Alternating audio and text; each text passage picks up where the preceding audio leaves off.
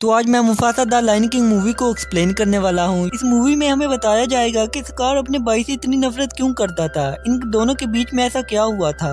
तो इस मूवी की कहानी की शुरुआत में हम सिम्बा को देखते हैं। अब सिम्बा और नाला की एक बेटी भी थी जिसका नाम कियारा था। नाला जंगल में गई थी लेकिन वो रास्ता भूल चुकी थी। तभी वो थक हार कर एक जगह पर बैठ गई और सोचती है कि सिम्बा उसे लेने जरूर आएगा। दूसरी तरफ सिम्बा अपनी बेटी कियारा को पुम्बा और टिमोन के पास रहने को कहता है और वो कियारा से कहने लगा, मैं तुम्हारी मोम को जल्दी वापस ले आऊंगा, तब तक तुम पुम्बा और टिमोन के साथ रहो, वो तुम्हारा बहुत ही अच्छे तरीके से याद रखेंगे। और तभी सिम्बा नाला को ढूंढने जंगल में निकल जाता है। पुम्बा और टिमोन बहुत ही फनी थे। वो कियारा को झूठी मोटी की कहानी सुनाने लगे कि कैसे उन दोनों ने स्कार को मारा था। कियारा कहने लगी कि मेरे बाबा ने तो कहा था कि स्कार को उन्होंने मारा था। इतने में वहाँ पर रफीकी आ गया। कियारा रफीकी को देखकर बहुत ही खुश हुई। तभी रफीकी कियारा से कहने लगा कि आज मैं तुम्हें मुफासा की कहानी सुनाता हूँ। अब असल मूवी का स्टार्ट अब होता है। छोटा मुफासा अपने मोम और डैड के साथ कहीं जा रहा था क्योंकि जहाँ वो रहते थे वहाँ कई दिनों से बारिश नहीं हुई थी। सारी जमीन बंजर बन चुकी थी, हरियाली का तो नामो निशान भी नहीं था। छोटा मुफासा अपनी मोम से पूछने लगा कि हम कहाँ जा रहे हैं, जिससे उसकी मोम उसे कहने लगी कि उस रोशनी के पार एक ऐसी जगह है जिसका नाम मलेले है। वहाँ पर बहुत सारी हरियाली, बहुत सारी पानी की नदियाँ और सभी जानवर बहुत ही खुशी से रहते हैं। तभी अचानक वहाँ पर बारिश होने लगी जिससे मुफासा और सभी जानवर बहुत ज्यादा खुश हो गए। मुफासा और उसके मोम और डैड एक खाई में से पानी पीने गए। तभी बहुत सारा पानी वहाँ पर आने लग गया। देखते ही देखते वहाँ पर सैलाब आ गया। मुफासा पानी में डूब रहा था। तभी उसके डैड उसे मुंह में पकड़ कर एक किनारे पर फेंक देते हैं। मुफासा की मोम उसे अपनी तरफ आने को कह रही थी। इतने में ही वहाँ पर पानी में बहता हुआ एक हाथी का बच्चा आया और वो चट्टान से टकरा गया, जिसकी वजह से चट्टान टूट गई और मुफासा पानी में बहता हुआ जा रहा था। मुफासा पानी में डूब रहा था। तभी वो एक लकड़ी की मदद से ऊपर आ गया। अब मुफासा पानी में बहता हुआ कहीं दूर जा रहा था। इतने में ही वहाँ पर मुफासा जैसा एक और शेर का बच्चा आ गया जिसका नाम टाका था। टाका मुफासा से उसका नाम पूछने लगा, जिसे मुफासा से अपना नाम बताने लगा।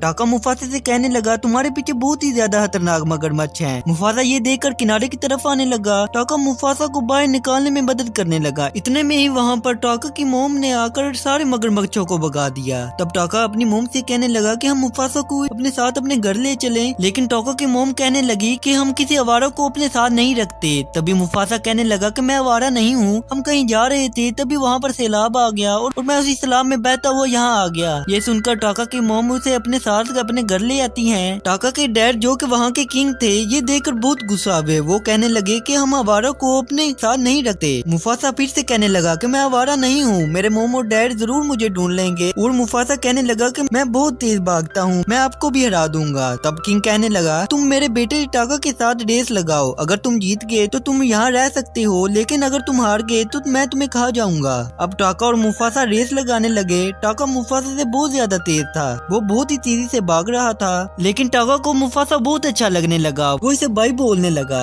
इसलिए टाका जानबूझकर वो रेस हार जाता है ताकि वो मुफासा को बचा सके। टाका के डैड टाका पर बहुत गुस्सा हुए कि तुम एक आवारा से रेस हार गए, और इसके डैड इससे कहने लगे कि इस आवारा से बचकर रहना, वो तुम्हें जरूर धोखा देगा, आवारा ऐसा ही करते हैं। लेकिन टाका बहुत खुश था, उसे हमेशा से एक भाई चाहिए था। मुफासा और टाका साथ मिलकर बहुत मस्ती किया करते थे। ऐसे ही दिन गुजरते गए तो टाका और मुफासा काफी बड़े हो चुके थे। टाका मुफासा को अपना भाई समझता था। वो दोनों हमेशा साथ रहते थे, कहीं भी जाना हो वो साथ इकट्ठे जाते थे। लेकिन टाका के डैड इसे हमेशा कहा करते थे कि मुफासा से दूर रहा करो, एक दिन वो तुमसे सब कुछ छीन लेगा। तभी एक दिन टाका की मोम मुफासा को शिकार करना सिखा रही थी। टाका भी इनके पीछे छुपकर इनको देख रहा था। तभी वहाँ पर दो सफेद कलर के शेर आ गए। वो इनसे काफी अलग थे और वो दोनों मुफासा और उसकी मोम पर हमला करने लगे। वो सफेद शेर काफी ताकतवर भी थे। टाका ये देखकर डर गया और वो वहाँ से भाग गया, लेकिन मुफासा बहुत बहादुर था। मुफासा इनसे लड़ने लगा। इसी बीच वो एक सफेद शेर को मार डालता है, जिससे दूसरा सफेद शेर वहाँ से डर कर भाग गया। जब टाका की मोम और मुफासा घर पहुँचे तो वो किंग से कहने लगी कि आज कुछ सफेद शेरों ने हम पर हमला किया और मुफासा ने मेरी जान बचाई, अगर ये नहीं होता तो मैं आज जिंदा नहीं बचती। तो किंग मुफासा का शुक्रिया अदा करता है। दूसरी तरफ हम एक और शेर को देखते हैं जिसका नाम कैरोस था। ये इन सारे सफेद शेरों का लीडर था। तभी एक सफेद शेर जो मुफासा से बचकर भागकर आया था, वो किंग से कहने लगा कि आपके बेटे को किसी शेर ने मार डाला है। वो शेर काफी ताकतवर था। ये सुनकर किंग को बहुत ज्यादा गुस्सा आ गया और वो अब किसी भी हाल में बदला लेना चाहता था। वहीं पर किंग का हबरी किंग को बताने लगा कि काइरोस अपने साथियों के साथ आ रहा है। उन सफेद शेरों की तादाद भी बहुत ज्यादा थी और वो काफी ताकतवर भी थे। इसीलिए किंग फैसला करता है कि वो यहीं अपने साथियों के साथ रहकर इनका मुकाबला करेगा और वो अपने बेटे को बचाने के लिए टाका और मुफासा को कहीं दूर जाने को कहता है। पहले तो मुफासा नहीं मानता, लेकिन मजबूरन उसे जाना पड़ा। टाका और मुफासा के जाते ही काइरोस और उसके साथी किंग पर हमला कर देते हैं। काइरोस किंग से पूछने लगा कि मेरे बेटे को किसने मारा। किंग कहने लगा कि हमें नहीं पता, जिससे काइरोस को बहुत ज्यादा गुस्सा आ गया और वो इन सब को मार डालता है। तभी काइरोस के साथी इन्हें बताती हैं कि 2 शेर यहाँ से बचकर भाग गए हैं। ये सुनकर काइरोस बहुत ही तेजी से इनके पीछे जाने लगा। मुफासा टाका को कहता है कि हमें इनका मुकाबला करना चाहिए। टाका कहने लगा वो बहुत ज्यादा है, हम उनका मुकाबला नहीं कर सकते। इतने में ही वहाँ पर काइरोस आ गया। वो इनसे कहने लगा कि मेरे बेटे को किसने मारा। मुफासा बहुत ही बहादुरी से कहने लगा कि मैंने तुम्हारे बेटे को मारा, मेरे साथी को जाने दो। लेकिन टाका किंग का बेटा था। काइरोस कहने लगा इसमें से शाही खून की बू आ रही है, इसने ही मारा होगा मेरे बेटे को। तभी टाका मुफासा को लिए एक नदी में कूद जाता है, लेकिन वो सफेद शेर इनका पीछा नहीं छोड़ते, वो भी इनके साथ कूद गए। अब रात को मुफासा और टाका बातें करते हुए कहीं जा रहे थे, तभी उनको किसी की बू आने लगी। जब वो उसके पास पहुंचे तो इन्हें पता चला ये तो एक शेरनी थी जिसका नाम सेराबी था। वो इन्हें देखकर बहुत खुश हुई। वो इनको बताने लगी कि उन सफेद शेरों ने उसकी टोली को मार डाला था। सेराबी के साथ एक जादू नाम का बर्ड भी था, वो सेराबी के लिए जासूसी का काम किया करता था। तभी सेराबी मुफासा से पूछती है कि तुम लोग कहाँ जा रहे हो, जिससे मुफासा कहने लगा कि हम मलेले जा रहे हैं। सेराबी कहने लगे कि ऐसी कोई जगह नहीं है, ये तो सिर्फ एक कहानी है। अब सेराबी भी इनके साथ जाने का फैसला करती है। अब हम रफाकी को देखते हैं जो कि अभी जवान था। इसके ग्रुप वाले इसको अपने ग्रुप से निकाल देते हैं क्योंकि इनका कहना था कि रफाकी काला जादू जानता है और वो इन सब के लिए खतरा बन सकता है। अब रफाकी अपने घर को छोड़कर कहीं जाने लगा। रास्ते में उसे मुफासा, टाका और सेराबी भी मिले। मुफासा रफाकी को डराने की कोशिश करने लगा, लेकिन रफाकी बिल्कुल भी नहीं डरा। मुफासा कहने लगा कि हम शेर हैं, तुम्हें हमसे डरना चाहिए, हम तुम्हें खा सकते हैं। जिससे रफाकी कहने लगा अगर तुम मुझे खा जाओगे तो तुम्हें मलेले जाने का रास्ता कभी नहीं मिलेगा। ये सुनकर वो सभी हैरान हो गए। मुफासा कहने लगा कि तुम मलेले का रास्ता जानते हो। रफाकी कहने लगा हाँ बिल्कुल, मैं वही तो जा रहा हूँ। अब वो तीनों रफाकी के पीछे पीछे जाने लगे। अब अगली सुबह वो काली घाटी से होते हुए जा रहे थे और वो सफेद शेर बहुत ही तेजी से इनका पीछा कर रहे थे। रास्ते में टाका मुफासा से कहने लगा मुझे सेराबी बहुत अच्छी लगने लगी है, तुम मुझे कुछ ऐसा बताओ जिससे सेराबी मुझसे इम्प्रेस हो जाए। मुफासा कहने लगा कि मुझे सेराबी से फूलों की खुशबू आ रही थी, जब तुम उसको जाकर बताओ वो बहुत खुश होगी। टाका ऐसा ही करता है, वो सेराबी के पास गया और उसे वही कहने लगा जो कि मुफासा ने उसे बताया था, जिससे सेराबी काफी इम्प्रेस भी हुई। अब कुछ देर बाद काइरोस और उसके साथी भी वहाँ पर आ गए। वहीं पर हाथियों की टोली भी गुजर रही थी। मुफासा हाथियों से मदद मांगने की बहुत कोशिश करने लगा। तभी सेराबी दरख्त पर लगे मधुमक्खी के छत्ते को नीचे फेंक देती है, जिससे बहुत सारी मधुमक्खियां हाथियों को काटने लगी, जिससे हाथियां इधर उधर भागने लगी। इसलिए काइरोस और उसके साथियों को मजबूरन वहाँ से भागना पड़ा। इसी बीच सेराबी दरख्त से नीचे गिरकर बेहोश हो गई। तब मुफासा उसे वहाँ से बचा लेता है। थोड़ी देर बाद जब सेराबी को होश आई तो मुफासा कहने लगा कि तुम बेहोश हो गई थी और टाका ने अपनी जान पर खेलकर तुम्हारी जान बचाई।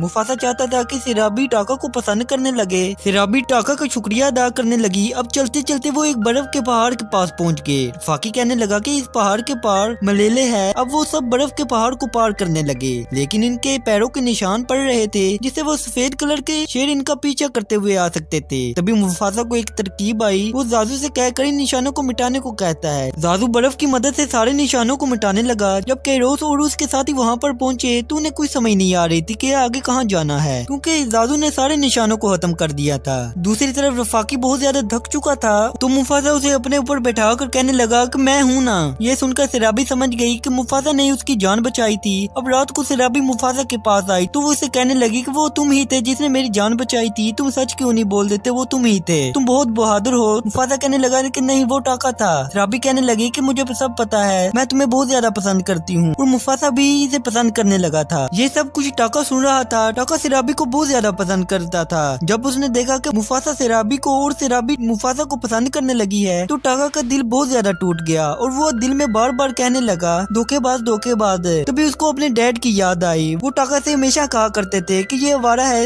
ये तुमसे सब कुछ तुम्हारा छीन लेगा। अब टाका को बहुत ज्यादा गुस्सा आ चुका था। वो मुफासा से बदला लेना चाहता था और गुस्से में आकर टाका काइरोस के पास आ गया। काइरोस और उसके सभी साथी टाका को देखकर बहुत ज्यादा हैरान हुए। काइरोस कहने लगा कि तुम्हें मरने से डर नहीं लगता, तुम आखिर यहाँ पर क्या करने आए हो। तब टाका कहने लगा कि तुम्हारे बेटे को मुफासा ने मारा था, मैं तुम्हें उन तक ले जाऊंगा। काइरोस कहने लगा कि आखिर तुम हमारी मदद क्यों करना चाहते हो, जिससे टाका कहने लगा कि मुफासा ने मेरा सब कुछ छीन लिया जिससे मैं प्यार करता था, और अगर उसने तुम्हारे बेटे को ना मारा होता तो मेरे आज मोम और डैड जिंदा होते। अब टाका जब वापस आया तो मुफासा कहने लगा कि तुम इतनी देर कहाँ थे, हमें फिक्र हो रही थी। टाका कहने लगा कि मैं शिकार करने गया था। अब टाका कुछ निशानियां बनाता हुआ जा रहा था ताकि कैरोस उनका पीछा करता हुआ आ जाए। अब वो बहुत लंबा सफर करने के बाद आखिरकार मलेले पहुंच गए थे। मलेले एक बहुत ही खूबसूरत जगह थी, चारों तरफ हरियाली ही हरियाली थी और पानी की नदियां बह रही थी और सभी जानवर बहुत ही खुश थे। मुफासा से राबी, रफीकी और जाजू बहुत ही खुश थे। तभी रफीकी भागकर एक दरख्त के पास चला गया और वो